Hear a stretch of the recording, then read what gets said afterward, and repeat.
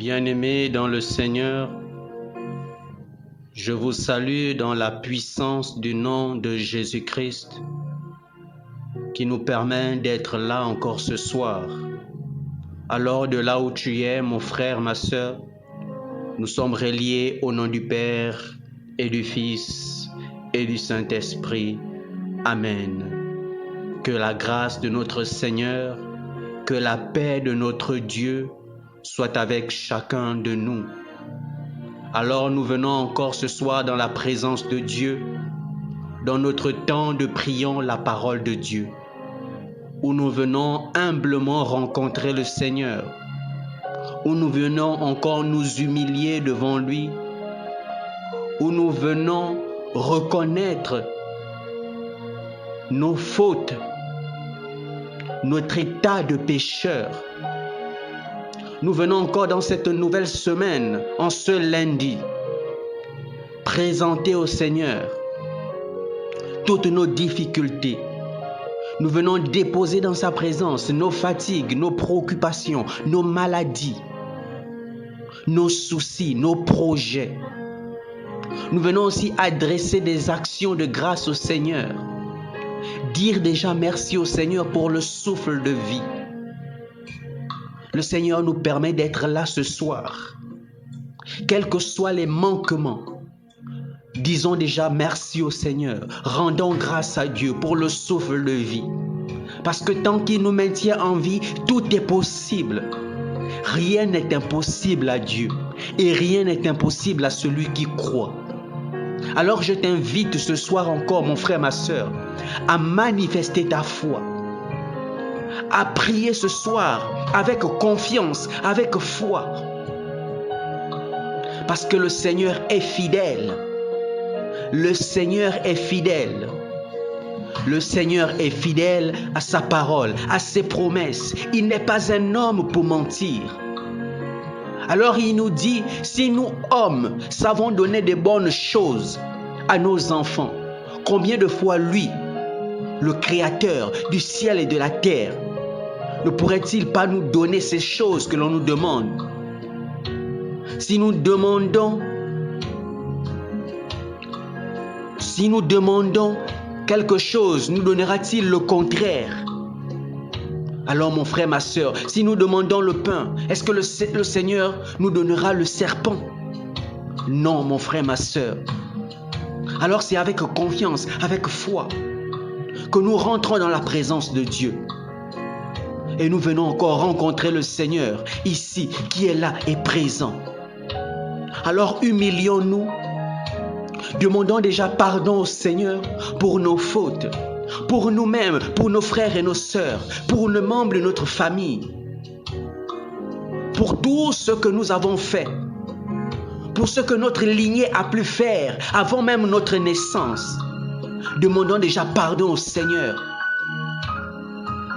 pour ces pratiques qui n'honorent pas le nom du Seigneur, pour ces dieux, ces faux dieux que nous avons adorés, ces esprits que nous avons adorés, pour bénéficier de telle ou telle chose. Et parfois aujourd'hui nous voyons que ça se retourne contre nous.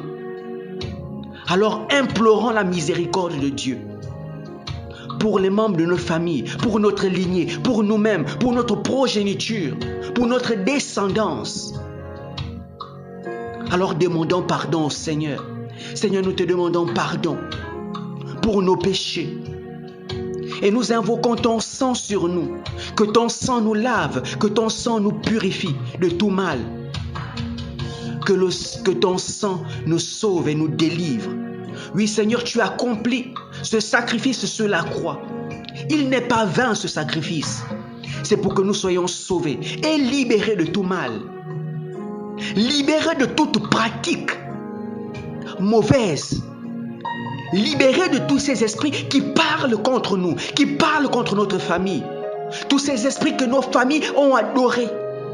Alors nous venons, Seigneur, nous prosterner devant toi et nous te reconnaissons comme Seigneur et Sauveur. Jésus-Christ est Seigneur et Sauveur de ma vie. Alors confesse-le de là où tu es, mon frère, ma sœur. Et renonce à ces faux dieux, renonce à ces esprits, renonce au mal, renonce au péché. et confesse que Jésus-Christ est Seigneur. Jésus-Christ est Seigneur, lui qui a reçu le nom au-dessus de tout nom. Et notre Seigneur est grand et miséricordieux.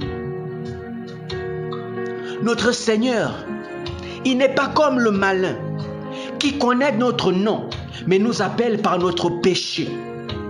Mais Dieu, qui est bon, il connaît notre péché, mais il nous appelle par notre nom. Alors que le malin nous appelle par notre péché, il ne cesse de nous accuser, de nous faire culpabiliser, de ramener ce péché en nous. Alors que le Seigneur, qui est bon et miséricordieux, nous ouvre grand ses bras. Nous ouvre grand ses bras. Alors, plongeons-nous dans la miséricorde de Dieu. Demandons pardon au Seigneur pour nos fautes et pour les fautes de notre famille, pour toutes les fois où nous avons attristé le Saint-Esprit. Alors Saint-Esprit, viens maintenant prier en chacun de nous, au-dedans de nous. Nous ne savons pas prier. Alors toi qui intercèdes pour nous par des gémissements ineffables, toi qui en toutes circonstances prie en nous, prie pour nous. Alors nous invoquons nos anges gardiens, qu'ils se postent maintenant au lieu où nous sommes, qu'ils prient pour nous, qu'ils prient avec nous. Alors Saint-Esprit, dispose-nous ce soir.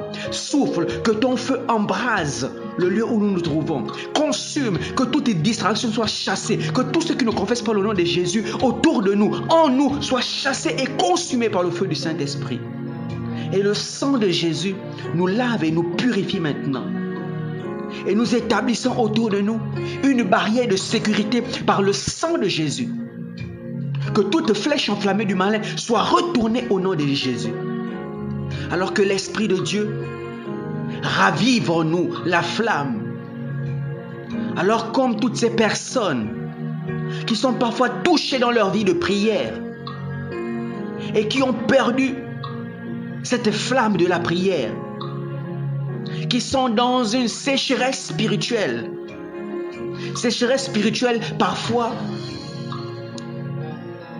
de manière involontaire, mais parfois qui est une attaque de l'ennemi. Alors nous voulons ce soir aussi revêtir les armes, l'armure donnée par Dieu. Nous voulons ce soir particulièrement revêtir le bouclier de la foi.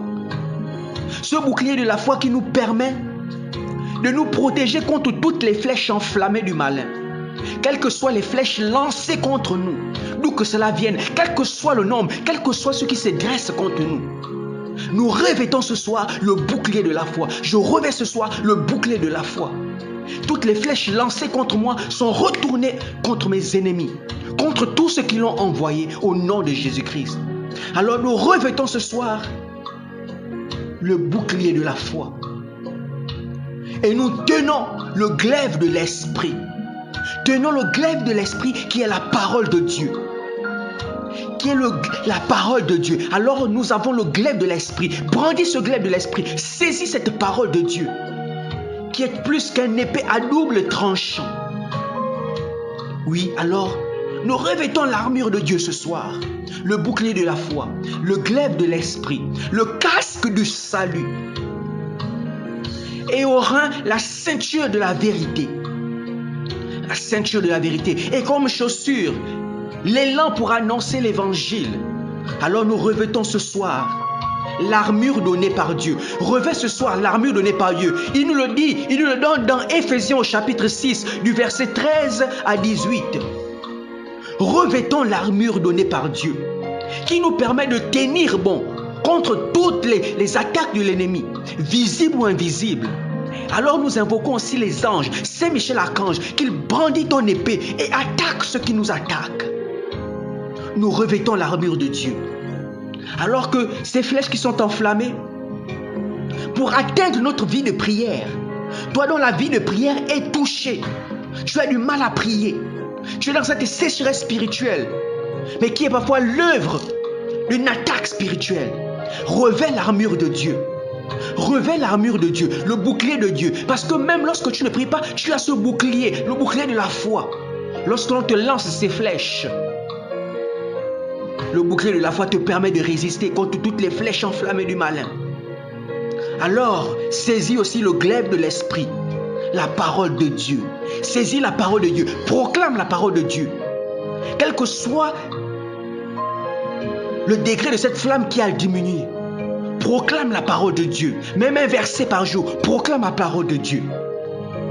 Alors mon frère, ma soeur, comme le psalmiste le dit, Dieu, tu es mon Dieu, je te cherche dès l'aube. Alors cherche le Seigneur. Mon âme a soif de toi. Après toi languit ma chair. Dans une terre aride, desséchée sans eau. Alors nous sommes parfois dans cette terre aride.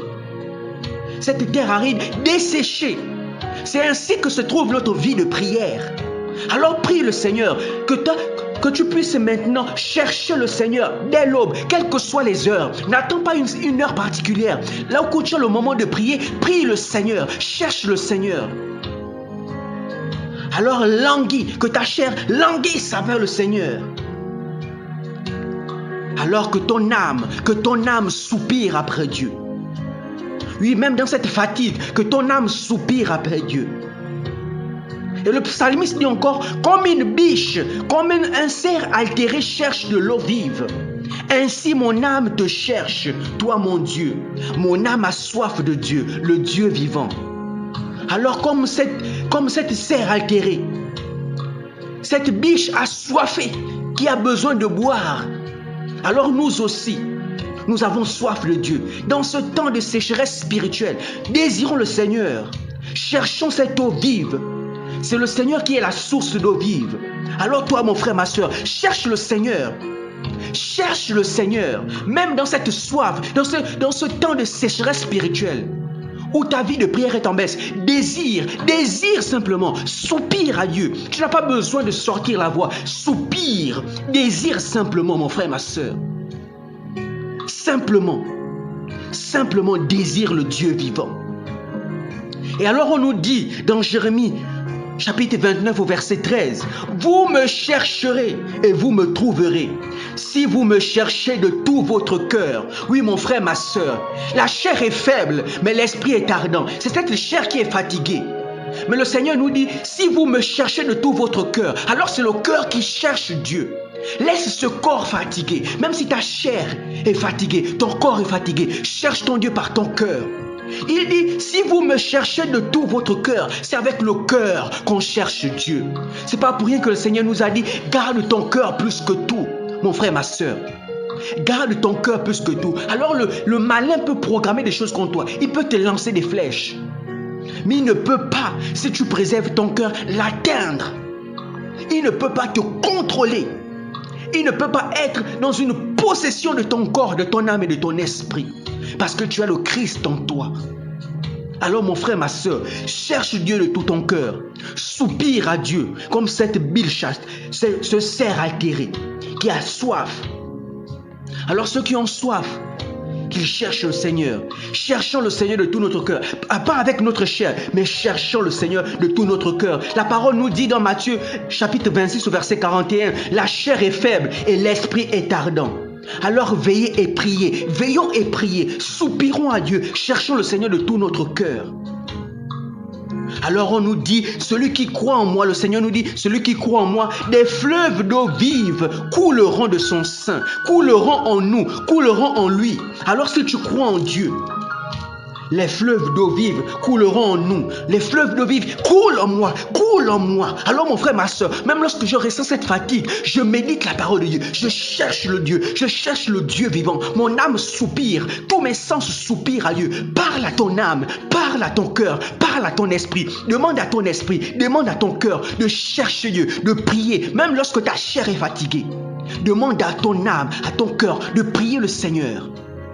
Quel que soit ce que l'ennemi a lancé contre toi, n'attends pas une heure particulière. Si avant tu avais l'habitude de prier à 3 heures ou à minuit, si tu n'arrives plus à prier à 7 heures, alors même à midi, prie le Seigneur. Même à 9 heures, prie le Seigneur. N'attends plus une heure particulière. Parce que quand tu es dans ce temps de sécheresse spirituelle, Même lorsque ta vie de prière est attaquée, n'attends plus une heure particulière. Prie le Seigneur. Au moment où tu as la force, prie le Seigneur et soupire à Dieu. Alors il viendra vers toi. Le Seigneur a dit, comme le dit dans la parole de ce jour, que la Sainte Mère Église nous demande de méditer, qu'il nous enverra un défenseur. Il nous envoie un défenseur, mon frère, ma soeur. Il nous envoie le Saint-Esprit. Alors soupire à Dieu pour qu'il t'envoie le Saint-Esprit. Ne te laisse pas entraîner dans cette sécheresse spirituelle. Ne te laisse pas entraîner par cette fatigue. Parce que même si l'ennemi peut t'atteindre un peu, il ne peut pas te contrôler totalement. Il ne peut pas t'empêcher de prier. Il ne peut pas t'empêcher de lire la parole de Dieu. Alors rappelle au Seigneur qu'il a dit dans sa parole, je vous enverrai le défenseur. Alors il t'envoie maintenant dans ce temps de sécheresse spirituelle, dans cette fatigue que tu ressens. Il t'envoie le défenseur. Alors le Seigneur nous rappelle dans 2 Timothée chapitre 1 au verset 6. Je te le rappelle, ravive le don de Dieu. Ravive le don de Dieu. Mon frère, ma soeur, ravive le don de Dieu. Et il nous demande dans Romains 12, au chapitre 12, au verset 12, « Ayez la joie de l'espérance, tenez bon dans l'épreuve, soyez assidus à la prière. » Tenons bon dans l'épreuve, quelles que soient les attaques. Le Seigneur ne nous a pas dit que nous ne serons pas attaqués, que nous ne serons pas persécutés. Même malgré les attaques, tenons bon dans l'épreuve, soyons assidus à la prière. Si avant tu priais des heures et des heures, même en 1 minute, tu peux prier. Ce n'est pas la durée qui fait la prière, c'est la qualité de ta prière, c'est la qualité de ta relation avec le Seigneur. Alors rentre dans ta présence, n'attends plus une heure particulière, prie le Seigneur, désire ton Dieu. Désire ton Dieu. L'ennemi ne peut pas t'empêcher totalement de suivre, de prier ton Dieu. Il peut parfois influencer, mais il ne peut pas prendre le contrôle, parce que si le Christ est en toi, alors c'est Christ qui vit en toi. Alors le Seigneur nous rappelle dans Jean chapitre 6 au verset 63. C'est l'esprit qui vivifie, la chair n'est capable de rien. Alors si parfois ta chair est fatiguée, si ton corps est fatigué, c'est l'esprit. Alors demande l'esprit de Dieu. Il a dit, je vous enverrai le défenseur. Alors demande le défenseur. Prie le Seigneur, soupire à Dieu, médite la parole de Dieu. C'est l'esprit qui vivifie. La chair n'est capable de rien. Il dit, les paroles que je vous dis sont esprit et elles sont vie. Alors mon frère, ma soeur, la parole de Dieu est esprit et vie. Alors même si tu ressens cette fatigue, même inversée, cette parole est esprit et vie, est capable de transformer ta vie. Alors ne te laisse pas entraîner dans cette fatigue. N'attends pas une heure particulière. Prie le Seigneur. Le Seigneur nous demande, veillez et priez. Ce n'est pas juste une histoire de nuit. Même le jour, prie le Seigneur. Même à une heure à laquelle tu n'as jamais prié, prie le Seigneur. À midi, prie le Seigneur. 9h, prie le Seigneur. 7h, prie le Seigneur. 14h, prie le Seigneur. 15h, prie le Seigneur. Prie le Seigneur. Alors dis à ton cœur de prier le Seigneur. Car c'est par le cœur que l'on cherche Dieu. Si ta chair est fatiguée, proclame, même depuis ton cœur, parle à ton corps. Ordonne à ton corps. Prophétise. Alors bénissons le nom du Seigneur qui renouvelle nos forces, encore ce jour et nous donne la victoire parce que nous avons revêtu ce soir le bouclier de la foi qui nous permet de tenir contre toutes les flèches enflammées du malin. Toutes les flèches, le Seigneur a dit toutes les flèches enflammées. Il n'a pas dit certaines flèches, qu'elles soient visibles ou invisibles, d'où qu'elles viennent. Le Seigneur n'a pas besoin de la provenance. Alors ces flèches qui sont envoyées contre toi sont repoussées au nom de Jésus-Christ. Alors nous bénissons le nom du Seigneur. C'est le Saint-Esprit qui souffle. C'est le Saint-Esprit qui souffle. Alors nous allons méditer la parole du jour, proclamer la parole du jour. L'Esprit a voulu que l'on entre en plein pied dans ce temps de prière et pour prier pour ces personnes qui traversent ce temps de sécheresse spirituelle, qui voient leur vie de prière être attaquée. et d'être diminué. Alors parfois quand tu pries, tu bailles. Alors prie, médite la parole de Dieu. Ce sont les flèches enflammées du malin. Mais tu as revêtu le bouclier de la foi. Alors nous proclamons ce soir la parole de Dieu dans Hébreux au chapitre 8, du verset 7 au verset 9. Hébreux chapitre 8, verset 7 à 9. En effet, si la première alliance avait été irréprochable, il n'y aurait pas eu lieu d'en chercher une deuxième. Or, c'est bien un reproche que Dieu fait à son peuple quand il dit « Voici venir des jours, dit le Seigneur, où je conclurai avec la maison d'Israël et avec la maison de Juda une alliance nouvelle. Ce ne sera pas comme l'alliance que j'ai faite avec les pères, le jour où je les ai pris par la main pour les faire sortir du pays d'Égypte. Eux ne sont pas restés dans mon alliance. Alors moi, je les ai délaissés, dit le Seigneur. » Parole du Seigneur. Nous rendons grâce à Dieu. Alors que le Saint-Esprit ouvre notre intelligence à la compréhension des Saintes Écritures, que nous puissions entrer dans les profondeurs de sa parole. Alors la parole de ce soir nous semble très claire et l'auteur sacré poursuit son développement sur la nouvelle alliance et montrant toujours aussi aujourd'hui les limites de la première alliance, les limites de l'ancienne alliance. Et le Seigneur ce soir fait des reproches à son peuple. Le Seigneur nous dit, voici venir les jours où je conclurai une alliance nouvelle. Alors avec toi mon frère, avec toi ma soeur, avec moi, avec tous les enfants de Dieu, le Seigneur veut conclure une nouvelle alliance. Plus cette alliance ancienne qu'il avait faite avec nos pères, mais une nouvelle alliance avec toi mon frère, avec toi ma soeur. C'est la bonne nouvelle que le Seigneur t'adresse ce soir. Il vient conclure une nouvelle alliance avec toi, avec moi. Cette alliance est différente de celle avec nos pères. Parce que nos pères ne sont pas restés dans l'alliance. Ils n'ont pas été fidèles aux recommandations du Seigneur. Et pourtant le Seigneur les avait tenus par la main pour les faire sortir de l'Égypte. Le Seigneur les avait tenus pour les faire sortir de captivité. Alors peut-être aussi nos pères. Le Seigneur a accompli tellement de choses pour eux. Mais ils ont délaissé le Seigneur. Alors le Seigneur s'est détourné d'eux. Il dit, je les ai délaissés. Je les ai délaissés. Alors nous avec qui le Seigneur veut accomplir cette nouvelle alliance, restons fidèles à sa parole. Pour que lui continue de nous tenir par la main. Car comme nos pères, il les avait pris par la main, mais à lui il les délaissés parce qu'ils ont abandonné son alliance, parce qu'ils ont abandonné ses recommandations.